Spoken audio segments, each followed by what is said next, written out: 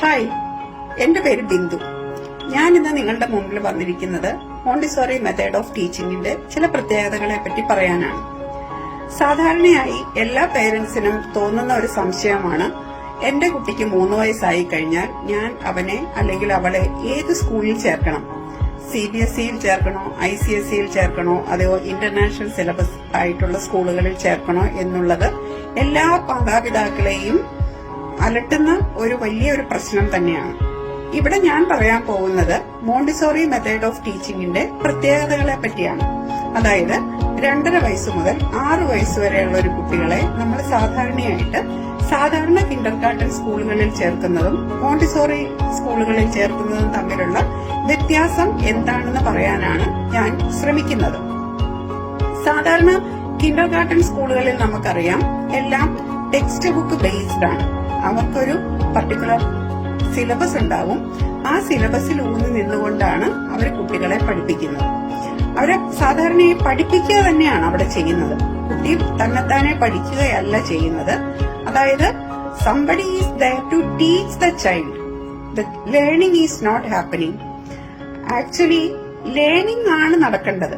ആ ലേണിംഗ് നടക്കണമെന്നുണ്ടെങ്കിൽ കുട്ടികൾക്ക് ആവശ്യമായിട്ടുള്ള ഫ്രീഡം ഉണ്ടാവണം. കുട്ടികൾക്ക് ആവശ്യമായിട്ടുള്ള ചൂസ് ചെയ്യാനുള്ള അല്ലെങ്കിൽ കുട്ടികൾക്ക് എന്താണ് ചെയ്യേണ്ടതെന്ന് സെലക്ട് ചെയ്യാനുള്ള ഫ്രീഡം ഉണ്ടാവണം.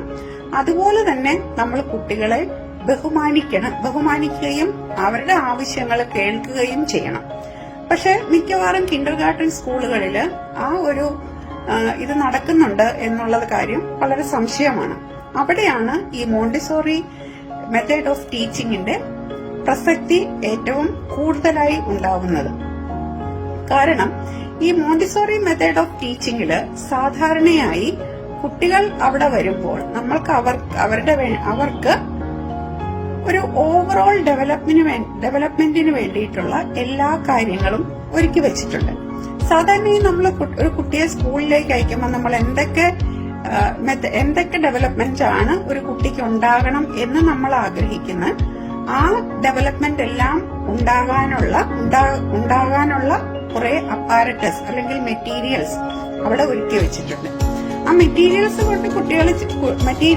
കൂടി കുട്ടികൾ പഠിക്കുമ്പോൾ എന്താ പ്രത്യേകത എന്ന് വെച്ചാൽ കുട്ടികൾ താല്പര്യത്തോടു കൂടി തന്നെയാണ് പഠിക്കുന്നത്. അവിടെ ഒരു ടീച്ചിങ്ങിന്റെ അതായത് ഫോഴ്സ്ഫുള്ളി ആയിട്ടുള്ള ഒരു ടീച്ചിങ് സംഭവിക്കുന്നില്ല.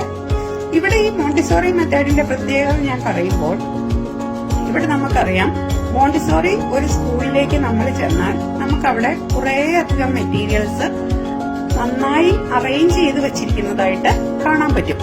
അതായത് അവരുടെ EPL exercise in practical life, then sensorial activities, then language apparatus, mathematical apparatus, science and cultural activities.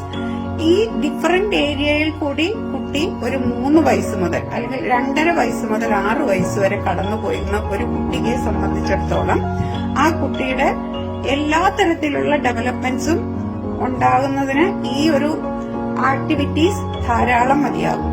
അവരുടെ social, emotional, moral, cognitive, physical developments ഇതിനെല്ലാം ഉൾക്കൊള്ളിച്ചുകൊണ്ടുള്ള ആക്ടിവിറ്റീസ് ആണ് ഈ മോണ്ടിസോറി സ്കൂളുകളിൽ നമ്മൾ ഒരുക്കിയിരിക്കുന്നത്. അതുകൊണ്ട് തന്നെ കുട്ടിക്ക് അവിടെ പോകാനും ഈ ആക്ടിവിറ്റികളിലൂടെ കാര്യങ്ങൾ പഠിച്ചെടുക്കാനും വളരെ എളുപ്പമാണ്. അതുപോലെ തന്നെ കുട്ടികൾക്ക് ഈ ആക്ടിവിറ്റി ചെയ്യുന്നതിലൂടെ അവരുടെ തന്നെ റെസ്പോൺസിബിൾ ആണ്. അവരുടെ ആക്ടിവിറ്റിയിൽ അവർക്കുള്ള റെസ്പോൺസിബിലിറ്റിയും അവർക്ക് മനസ്സിലാകും. അപ്പൊ ഒരു മോണ്ടിസോറി സ്കൂളിൽ പഠിച്ച് പുറത്തു വരുന്ന ഒരു കുട്ടിയെ സംബന്ധിച്ചിടത്തോളം ഒരു ഫോഴ്സ്ഫുള്ളി നമ്മൾ അവരെ ഒന്നും ചെയ്യാൻ പ്രേരിപ്പിക്കേണ്ട കാര്യമില്ല. അതുകൊണ്ട് തന്നെ പ്രിയപ്പെട്ട മാതാപിതാക്കളെ, നിങ്ങളുടെ കുട്ടികളുടെ ഒരു ഓവറോൾ ഡെവലപ്മെന്റ് ആണ് ആഗ്രഹിക്കുന്നതെങ്കിൽ, ഒരു ഹോളിസ്റ്റിക് അപ്രോച്ച് ഓഫ് ലേണിംഗ് ആണ് നിങ്ങൾ ആഗ്രഹിക്കുന്നതെങ്കിൽ ഉറപ്പായിട്ടും നിങ്ങളുടെ കുട്ടികളെ ഒരു മോണ്ടിസോറി മെത്തേഡ് ഫോളോ ചെയ്യുന്ന ഒരു മോണ്ടിസോറി സ്കൂളിൽ തന്നെ ചേർക്കാൻ ശ്രമിക്കുക. അതായിരിക്കും കുട്ടിയുടെ ഓവറോൾ ഡെവലപ്മെന്റിന് വേണ്ടിയിട്ട് നിങ്ങൾ ആ കുട്ടിയോട് ചെയ്യുന്ന ഏറ്റവും നല്ല കാര്യം. Thank you.